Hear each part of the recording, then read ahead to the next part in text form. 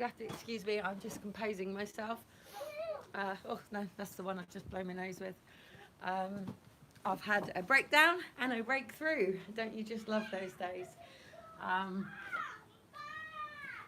I do hope, I'm so humble. A massive, massive, massive big thank you to Portsmouth Council today, who have actually gone out of their remit to help me today.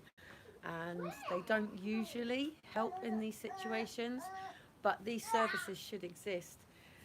Um, so, I mean, obviously, the only way that people have a home and have a nice home is by decorating it and maintaining it. It's like a car, isn't it? I feel like a right witch today. I still not showered because I'm still in the middle of this project.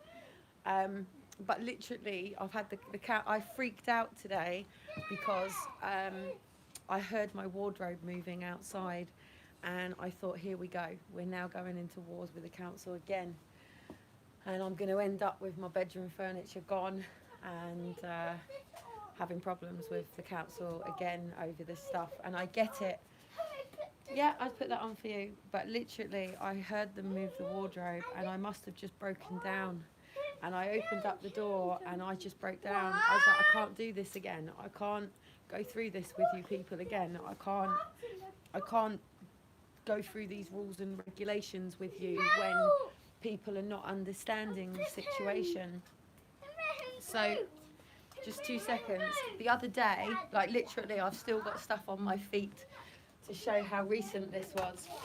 But the other day, literally, I put down some flooring, and unfortunately, within all of the paints and stuff, Elijah had knocked down all this stuff. So I ended up with this, literally, as you can see, all over my tiles. So I had to pull up the floor, and it means it's been chaos out here. And I've relaid the floor, but it's not floor tiles, so I've got to bring all of this up as well. And it's gone out like my carpet. But I managed to get the bedroom furniture, and I haven't been able to get the wardrobe in. And the wardrobe's been out here for 2 days now. I've been literally ringing Dean, trying to get people here to help me. Even Josie came last night to give me a hand, and we haven't been able to do it. And it was going to cost me another 20 quid to dismantle it, probably a little bit more with how long it took them today. So literally I heard the wardrobe sliding, and I thought, I'm going into the battle with the council again. And luckily I went back out, and just 2 seconds, I tried to speak to Brodie and everybody. What do you want me to do with this? It doesn't open, darling, it's just to help her spin. No, there's no sweeties in it, darling. No, there's not. It's just a spinny thing. Look, it's just a spinny thing for her to spin. And I had to sort of explain to complete strangers at my door that I've just been completely triggered off. And, you know, as far as I was aware, I was then going to be up. It's like all of a sudden the police are at your door and they're telling you they're going to take your child, and you're going, no, they're not. One of them's going to win, and that battle in between it is the horrendous thing, because do you just hand your children over to keep the peace, or do you fight? But either way, your children see what's going on. So luckily, I decided that my children were not going to see me having a meltdown. I was not going to be triggered off by what was going on, and I closed the door on it. But in the end, I thought, no, sod it. And then Dean made matters worse, because Dean's always looking, you're going to lose them kids, blah, blah, blah. It's all everyone ever tells me. Nobody ever tells me anything positive. Do you know, nobody in my life has ever said to me, Kelly, you're doing fucking brilliant, girl. You're against the odds. All I ever get is you're this, you're that, you do this, you do that, you don't do this, you don't do that. You know, even just trying to explain to my mum something over the phone the other day, and it was like too much information. And it was like, well, whatever. So bless these guys. And he turned around, he went, well, I do know who you are, actually. And I went, well, then obviously you understand that, you know, if you do this, if you take this stuff from me, I'm going to go to the levels that I'm going to go to. And so they sort of decided to sort of come back, and he said, look, is this wardrobe coming in? I was like, yes, it's coming in the flat. And he was like, oh. I was like, well, why can it not get in? I was like, because I've got to dismantle it. And he was like, I said, you've just now moved it, so I can't do it. I said, I've moved it there so I can get on top of the side to be able to get the screws undone on the top. And he's like, I said, so now you've not only just moved the wardrobe, you've now set me up for fail for the day, because Josie came and gave me a hand to get it to there to the first place. So it was like, I said, you all point the fingers at this, us mums, you all do. Nobody ever points the fingers at fathers. And it's hard for anybody these days, mothers, fathers, people, whatever. At the end of the day, you have to be able to provide a home. You have to be able to provide things. Now, in an ideal world, people would go through normal life and they'd have their savings and they'd have their home and they'd already have the nursery done up, and, you know, and then all of a sudden, 9 months later, a baby comes and jacket doesn't come off actually. Oh, yes, it does.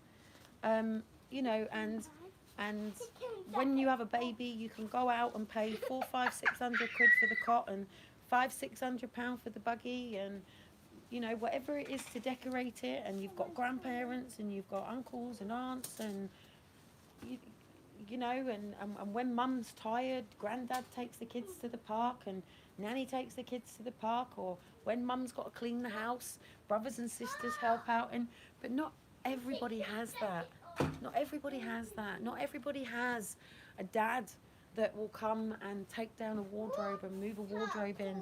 Not everybody has a mum that can come around and put curtains and blinds up at your window. Not everybody has a brother that can take your kids out and play big job boy, you know, uncle. Not everybody has a sister that might make a baked cake for you. Not everybody has a nan that might be the one that invites you around for Sunday dinner, or you invite them around for Sunday dinner. Not everybody has a granddad that might take the kids out fishing. And children are not raised independently by one person. Children are raised by an entire community. And it is the person down the road that might be the boy that's fixing the bike that teaches your child to ride their bike. And it could be the baker down the shop that teaches your child to make something that you wouldn't have brought into their lives. And, you know, when they took Aaron and Faith, they said, Kelly's never parented on her own. And it's like, what? I've been on my own. I've been on my own the whole time.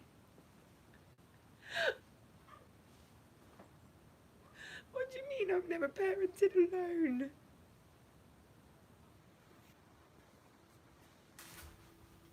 I've been alone my whole life. Really? But I'd like to say a massive, massive, massive big thank you to the 3 guys today. And I didn't have to pay the council to do it. I didn't have to give anyone a blowjob for helping. I didn't have anybody trying to get into my knickers. I just had 3 genuine guys who helped me take the wardrobe down and get it in the house. And they didn't want anything from me. And they didn't make me feel bad about it or shit about it. And they understood that even to do this on the screws is so damn difficult for someone like me. Like, trying to explain to people that my hands just don't work in the same way as everybody else. It doesn't make me stupid. It doesn't make me incompetent. It just means that I need people around me that don't make me feel useless, or don't make me feel shit about it, or don't make me feel that I have to take my own life because I really am insignificant and that fucking worthless. Sometimes one of my neighbours did actually offer to give me a hand, but it's very difficult for someone like me because they've said I remind them of their dead wife, and I don't need that sort of complication in my life right now. So put that on you. Usually the council wouldn't do things like this. You putting the glasses on, that's not going to work. But as I've said to the council today, Do you know how many people struggle because they can't move something out of their house? I said, even little old people, their washing machine goes, they can't unplumb it. People in wheelchairs, they can't get behind and pull the washing machine out. Social care is ridiculous. It keeps constantly going on about mental health. The reason that so many people come under the mental health is because they get stressed. And then the bow breaks and people point the fingers and go, oh, look at you, you're mental, you're mad, you're crazy. No, it's called emotion. It's called feelings. It's called bottling up so much freaking crap that all of a sudden one day you just might go, rah. And it takes not for someone to be with you that goes, oh, you just fucking shut up, you're mental, you're crazy, you're mad, you are. People don't need that. People need, whoa, honey, you've taken a lot on.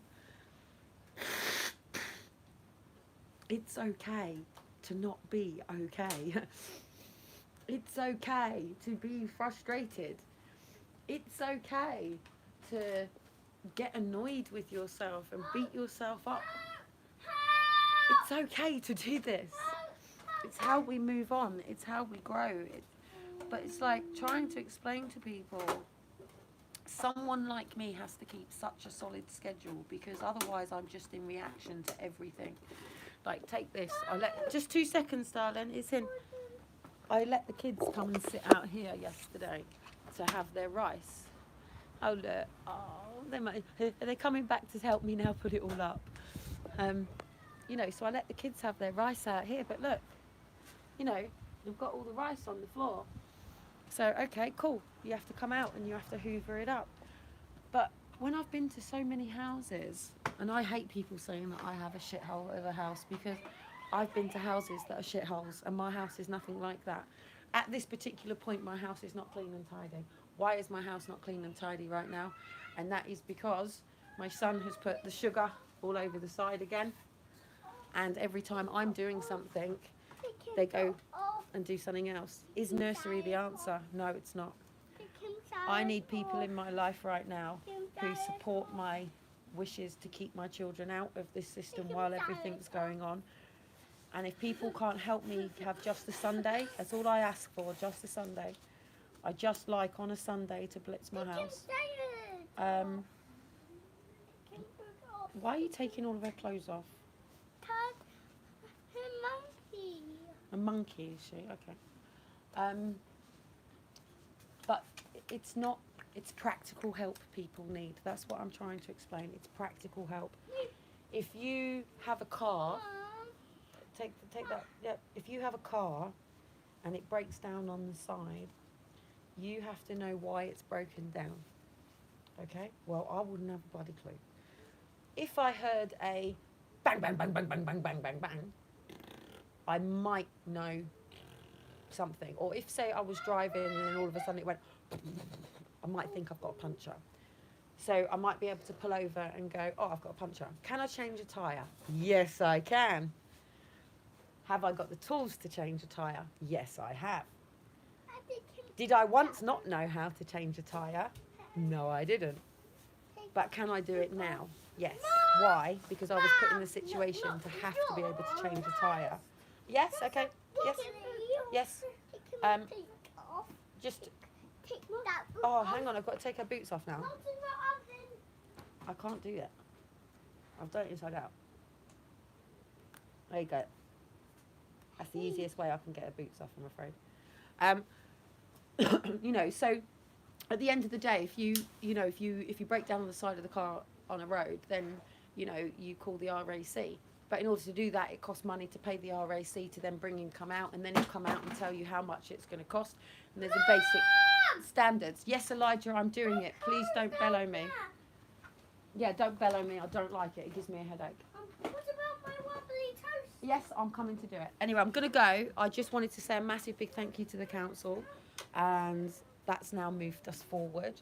I'm still struggling because I've still got to pick up. I've got this sofa here and all my clothes that are obviously going into the wardrobe. So when people go, Kelly's got a pile of clothes. Yes, she does, because there was no wardrobe to put them in. Now there's a wardrobe to put them in. I had it all in boxes. I want my wobbly So toes. And my wobbly I'm going. I've bread. just had a breakdown, a meltdown, and my head is fried, and I now know to focus, recenter, and get back on. But I am further forward. I am more forward than I was 3 days ago. I'm more forward than I was 2 months ago, and I'm eventually getting there. But one thing that is completely apparent is everybody is saying that they know me, and they don't. They don't know me from Adam. They don't know me. And even Deed then makes it worse because then I've got a child running around naked again, and it's the same situation as last time. It's like, well, don't knock on my door when my children are playing in the water then.